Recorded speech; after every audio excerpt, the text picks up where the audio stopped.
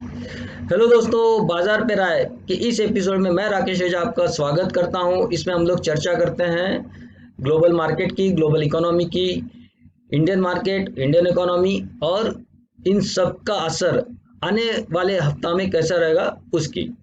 तो मैं कुछ इस बार बताना चाहूँगा कि ग्लोबल इकोनॉमी में क्या हो रहा है। ग्लोबल इकोनॉमी इस बार बहुत स्ट्रांग है, बहुत तेज़ी से बढ़ रही है। चाहे वो अमेरिका हो, चाहे यूरोप हो, चाहे वो एशिया हो, तो सभी जगह पे हम लोग ने इकोनॉमी में एक अच्छी मजबूती आते हुए देखी है। तो ये अच्छी मजबूती आना एक अच्छी बात है, हम लोग जानते हैं कि स्टॉक मार्केट के लिए अच्छी बात है, लेकिन इसका एक साइड इफेक्ट है, हमको उसको भी समझना पड़ेगा। साइड इफेक्ट ये है कि चूंकि जब इकोनॉमी बहुत धाराशायी हो गई थी कोविड के वजह से, सारे बैंक देशों ने अपने अपने मार्केट के उठाने के लिए, अपने अपने इकोनॉमी को ऊपर लाने के लिए काफी सारे स्टिमुलस पैकेज लाए हुए थे। और उसमें से एक चीज ये भी थी कि बैंकों ने अपना इंटरेस्ट रेट बहुत कम करके रखा हुआ था। मतलब ऑलमोस्ट ये 0%। अमेरिका में अभी भी 0% इंटरेस्ट रेट है, यूरोप में भी 0% रेट है, जापान में तो अभी भी माइनस इंटरेस्ट रेट है। तो ये सारे इंटरेस्ट रेट माइनस या कम होने की वजह से इकोनॉमी को ऊपर आने में काफी हेल्प हुई।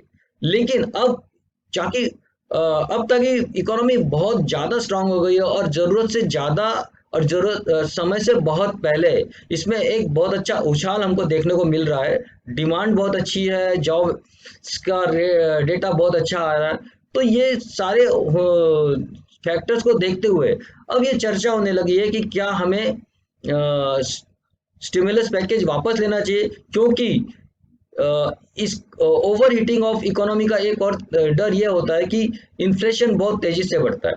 आज भी हम लोग देखेंगे कि अमेरिका का इन्फ्लेशन जो है 4% के ऊपर है, और जो कई कई सालों से, मतलब अमेरिका ने ये इन्फ्लेशन रेट नहीं देखा हुआ है। तो अब जो हम लोग देखते हैं कि कुछ चीजें जो होंगी, जो हमको आगे देखने को मिलेंगी कि शायद स्टिमुलस पैकेज सरकारें वापस लेंगी और इंटरेस्ट रेट बढ़ाना शुरू करेंगे। अगर इंटरेस्ट रेट बढ़ता है तो ये इंडस्ट्री के लिए अच्छा नहीं माना जाता। तो जब इंटरेस्ट रेट बढ़ेगा और स्टिमुलस पैकेज वापस होंगे तो लिक्विडिटी मार्केट में कम होगी। लिक्विडिटी कम होने की वजह से स्टॉक मार्केट में भी एक ठहराव आ सकता है। मैं ये नहीं कहूंगा कि मार्केट यहाँ से गिरने वाला है, लेकिन अब मार्केट की जो चाल रहेगी वो थोड़ी धीमी रहेगी, और ये अब उतनी तेजी से नहीं भागेगा।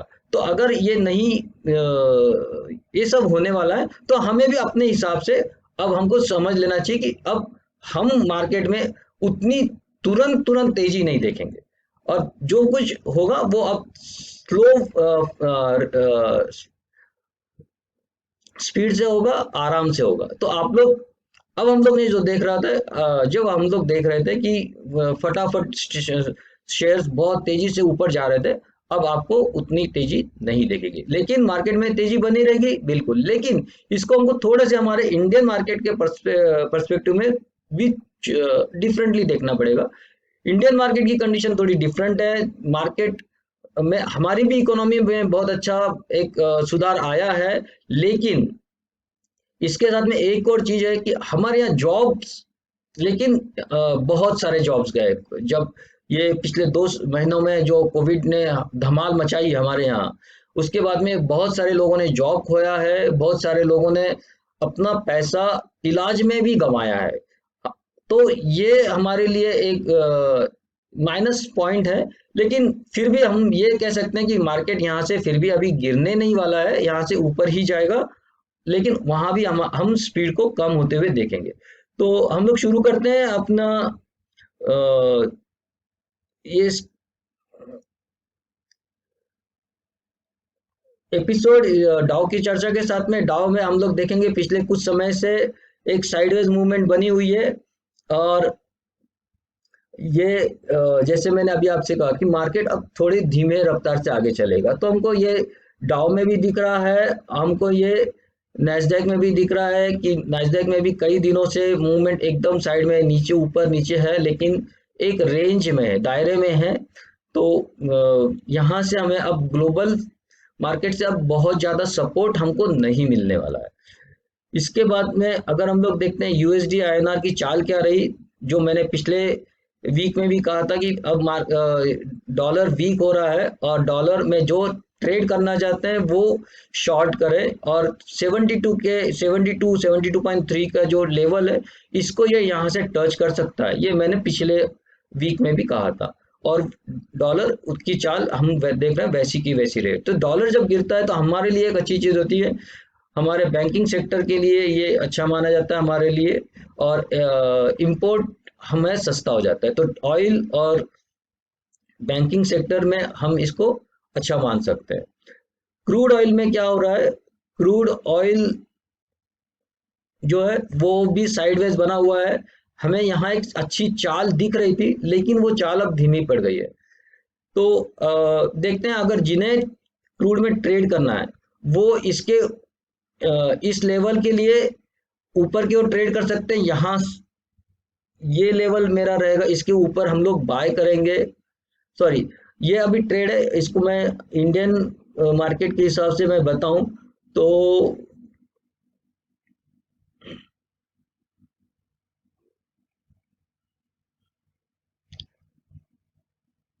क्रूड ऑयल, तो यस, तो क्रूड ऑयल अगर आप या ट्रेड करते हैं तो आप इस लेवल के ऊपर आप बाय करेंगे 4800 के लिए, और 45 के नीचे ट्रेड करेंगे आप 4200 के लिए। ये आपके लिए अगर आप ट्रेड कर रहे हैं क्रूड में।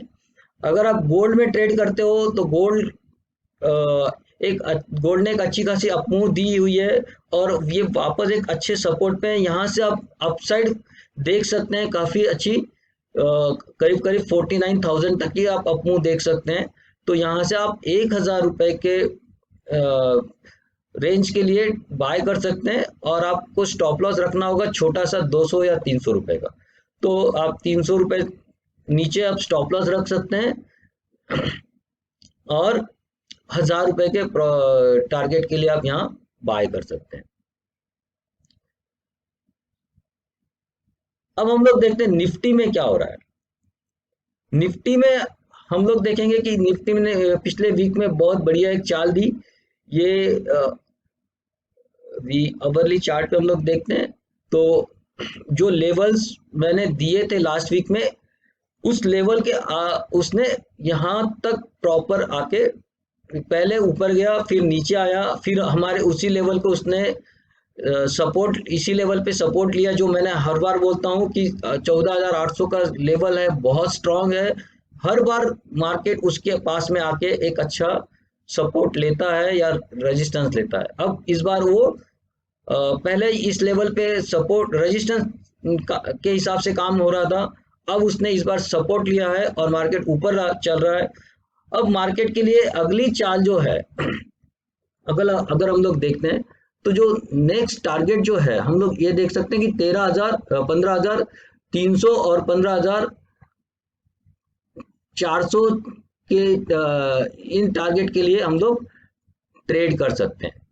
तो इसके ऊपर मुझे 15,400 के आसपास जो ये हमारा लेवल है, इससे ऊपर मुझे जाते हुए नहीं दिखता है। तो अगर आप बाय कर रहे हैं तो आप डेफिनेटली इसके ऊपर बाय करेंगे और 14,400 के लिए आप ट्रेड करेंगे।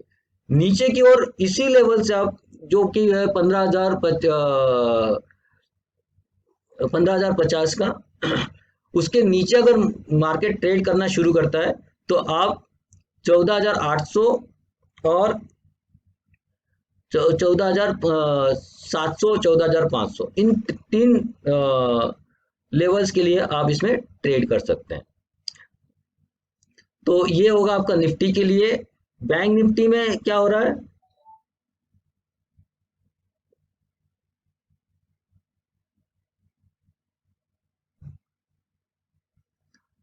बैंक निफ्टी में अगर हम लोग देखेंगे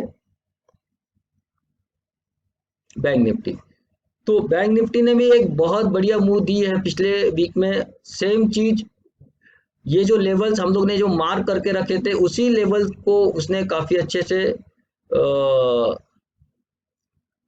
सपोर्ट किया है। ऊपर गया, नीचे आके फिर वही लेवल उसने एज ए सपोर्ट निफ्टी की तरह यहाँ से ही सपोर्ट लिया और एक नया हाई इसने आज इस बार उसने बनाया है। तो ये चाल कंटिन्यू होने की पूरी संभावना है। तो हम लोग जो कल का लेवल है 34,700 का, उसके ऊपर अगर ट्रेड करना शुरू करता है तो हम लोग इसमें बाय करेंगे 35,400 और 36,000 के लिए। तो मैं ये मुझे लगता है कि इस बार हम लोग 36,000 को भी क्रॉस करेंगे और 36,500। तो 35,500 36,500 ये दो टारगेट हमारे लिए हो सकते हैं इस वीक में। अगर नीचे की ओर वापस से ट्रेड करना शुरू करता है तो हम लोग 34,500 के नीचे, सॉरी 34,300 के नीचे हम लोग शॉर्ट करेंगे। हमारा पहला टारगेट होगा 33,300 और फिर 32,000। तो ये एक्चुअली ये टारगेट काफी बड़ा है, यहाँ तक पहुंचना थोड़ा मुश्किल है। पर इन लेवल्स पे आप ध्यान रखिए। देखिए हम ये जरूरी नहीं कि ये यहाँ से आता, हमको हर लेवल पे चेक करना पड़ेगा कि कहाँ वो रुकता है। ये हर लेवल सपोर्ट का काम करती है, तो सपोर्ट से हम लोग रिवर्स होते हुए देखेंगे। ये रिवर्स रेजिस्टेंस का काम करती है, तो ये यहाँ से हम लोग रिवर्स मार्केट यहाँ से पहुंच के भी हम लोग प्राइस को नीचे गिरते देख सकते हैं या यहाँ। तो हमको इस लेवल पे हमको सावधान होना है। जब इसके ऊपर चलने लगे तो फिर नया ट्रेड ले लीजिए। यहाँ अगर आप आता है तो प्रॉफिट बुक कीजिए, उसके ऊपर शुरू होता है तो फिर आप नए ट्रेड लीजिए। वैसे ही अगर नीचे गिरता है तो यहाँ आप प्रॉफिट बुक कीजिए, फिर और नीचे जाता है तो फिर एक नया ट्रेड लीजिए, फिर नए टारगेट के लिए। तो इस टाइप से आपको ट्रेड करना होता है, ना कि आपने ले लिया और आप सीधे इस टारगेट के हिसाब से काम करें। तो ये आपके लिए लेवल्स होंगे अगले वीक पूरे के लिए। अब हम लोग देखते हैं कि पिछले वीक में हम लोग ने जो स्टॉक्स डिस्कस किए थे उनका क्या हुआ। तो ये देखिए लास्ट वीक में हम लोग ने दो डिस्कस किया था। एक स्टॉक था एक्सेल इंडस्ट्रीज। एक्सेल इंडस्ट्रीज मैंने ट्रेड दिया था। आपको मैं बताऊं, हम लोग इसमें वापस डेली चार्ट पे आ जाते हैं। डेली चार्ट पे हम लोग ट्रेड करते हैं। हमारा एंट्री था, एंट्री लेवल जो मैंने दिया था वो था 1059, और हम लोग देख सकते हैं कि इसने हाई अपना बनाया है 1200 का। मतलब जो काफी करीब करीब 10 से 12% का इसने आपको अपमूव यहाँ दिया हुआ है। नेक्स्ट जो हमने डिस्कस किया था एक्सप्लियो, तो इसलिए इसने कोई मूवमेंट नहीं दिया, ये वापस नीचे आ गया है। लेकिन इसने भी स्टॉप लॉस हमारा बहुत लंबा है, स्टॉप लॉस अभी तक इसने टच नहीं किया है और हम अभी ट्रेड में बने रहेंगे। अगर किसी ने इसको ट्रेड किया है तो इसमें हम लोग बने रहेंगे। गिनी फिलामेंट्स, अगर गिनी फिलामेंट इसको हम लोग देखते हैं तो देखेंगे कि हमने इसको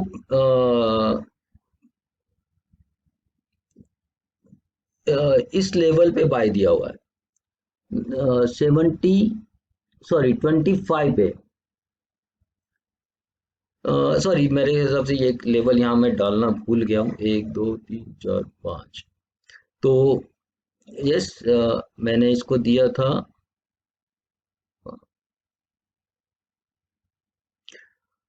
शायद कहीं इस लेवल पे।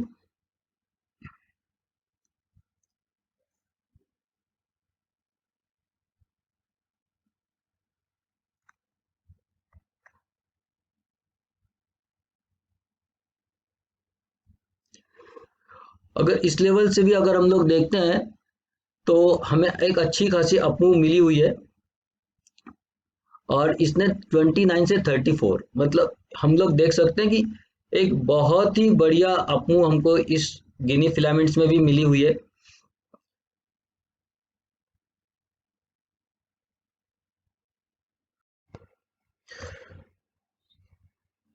Our next stock that we discussed last week was Navbharat Venture. Basically, our stop loss was hit in this stock. No, no problem. Then it was Sangvi movers. So price is still trading above our buying price, though it is not move as per our uh, expectation, but still we are in the plus only. So let's see what happens in this stocks this week. So guys, now I'm ready with the new stocks that we can trade this week, and you can make a good amount of money in trading these stocks. So let's start with discussing these stocks. So my first uh, stock for next week is Akzo Nobel India. This is basically we see it's a trading in range. So this is at now the at lower end of the range. So if it crosses the level of 2265, so we can trade this for only one target of 2470. So it is almost 2200 rupees of movement we expect, and the stop loss will be just 2195. So stop loss compared to this, this is almost 1:3 risk reward ratio that we I'm looking for. Next one is Bank of Baroda. See, this is given on a fantastic reversal from here, and now is ready to move. If Bank Nifty moves, we already expecting to touch the new high, so this will also going to perform. So one can buy at around 80 rupees for the target of 88 and 1000. Sorry, 88 and 100, and stop loss will be small of rupees 75. So one can trade with these levels. Next one will be the TVS Chakra. TVS Chakra is also given a fantastic reversal from the bottom, and we see the levels for this will be one can trade at around 1995. One can buy at this level with the stop loss of 1910 for the target of 2111 and 2370. These are the targets for TVS Chakra. Then there is another stock called Asian Granito. This is basically known as Asian Tiles. So Asian Tiles is the symbol, and Asian Granito is the actual name of the company. See, this is what I see. There is a huge possibilities in this stock. At this moment, this is a basically taken a reversal, broken these levels, and now ready to move very fast. So we will be buying above 188. One can buy above 188, and for with the stop loss of 173. So 15 rupees will be the stop loss, but target will be there from 212, 240, then 261, and finally 300. So there is a long way to go, and definitely these are not going to achieve in the 1 week or 2 week. It may take some time to achieve this, but even you start buying here, you may get immediate target of 210. Those who want to buy go for short term trade, they can buy for this level. Those who are patient and have the long term aspiration, they can still wait till 300, but this may take some time, 3 to 6 months. Then there is a stock called Acresil. This is trading at all time high, so giving target is difficult, but for me, based on the Fibonacci projection, targets will be there. 47 entry will be around 390, 392. Then targets will be 476 and 516. So these are the two targets that we can achieve in short term, and the stop loss will be 352. So one can trade in this we stock also. We have seen strong volume over here, and this is not in a long term. This is recently uh, listed on the stock, and from there it is continuously going up. So one can trade in this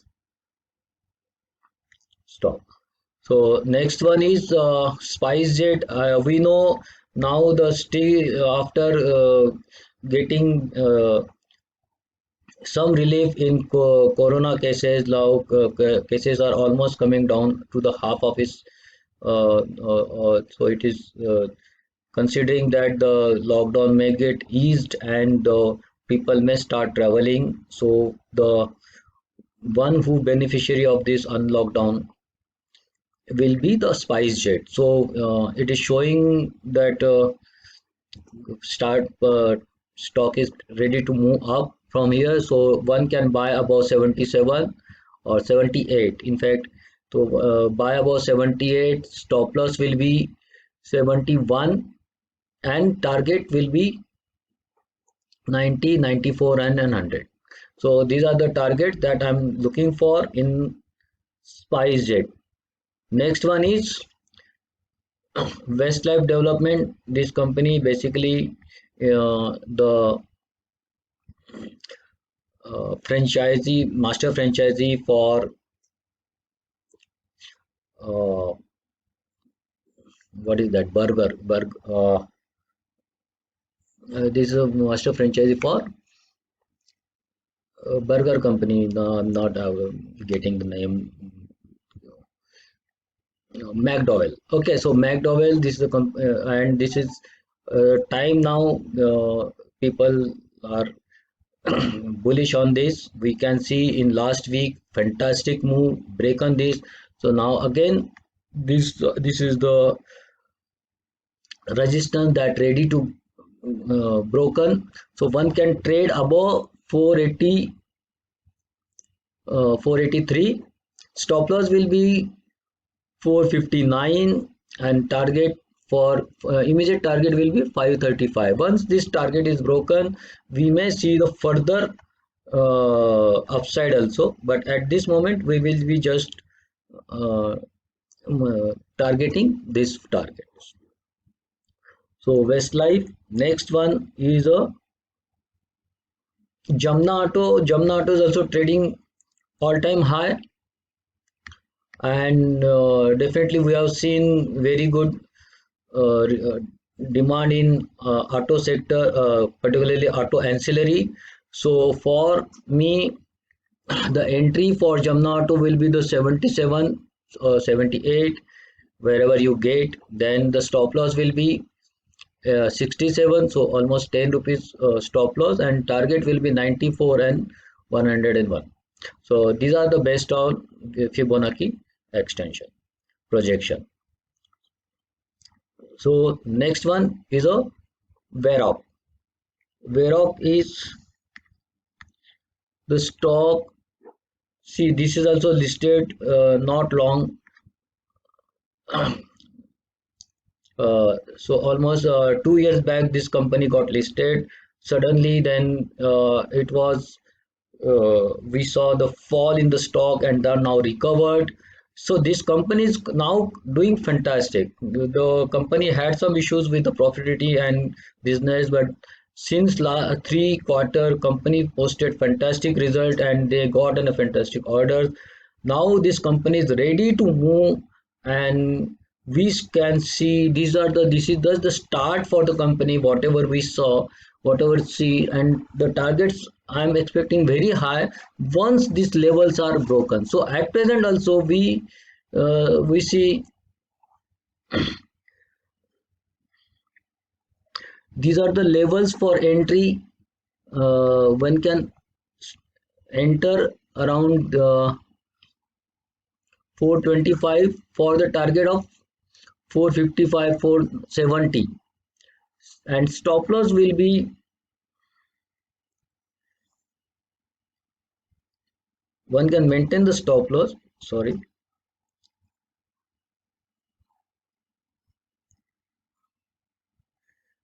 one can maintain the stop loss of 397, but this is a very conservative because I am expecting this is a long term investment, and one can see once these levels cross 470 there will be immediate fast movement, and it may touch 700, 800 also. So if you see this, I just show the on weekly chart which will be more. So there is a huge upside open. So one can invest in this and keep this for long term. तो दोस्तों ये वो stocks हैं जिन्हें मैं आपके लिए खोज कर लाया हूँ, निकाल कर लाया हूँ।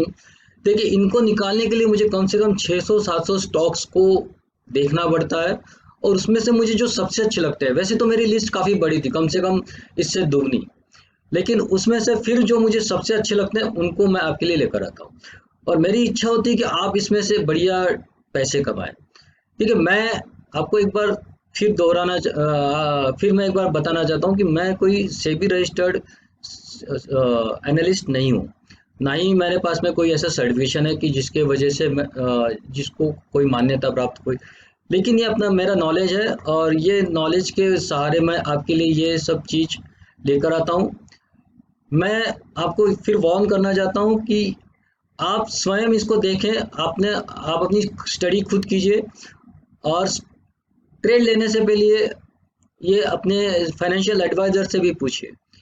मैं सिर्फ आपको हेल्प कर रहा हूँ, मेरा वो इरादा सिर्फ हेल्प करने का है, कुछ स्टॉक्स आपको निकाल के देना, लेकिन आपको ट्रेड लेने से पहले आपको कंफर्म हो जाना है खुद के स्टडी पे, और या फिर अपने फाइनेंशियल एडवाइजर पे।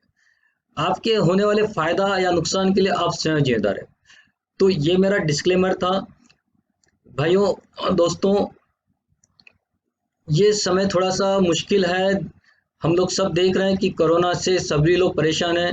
मेरी आप सबों के लिए ये कामना है कि आप लोग स्वस्थ रहें, और साथ में शेयर मार्केट में ट्रेड करके बहुत अच्छा पैसा कमाएं।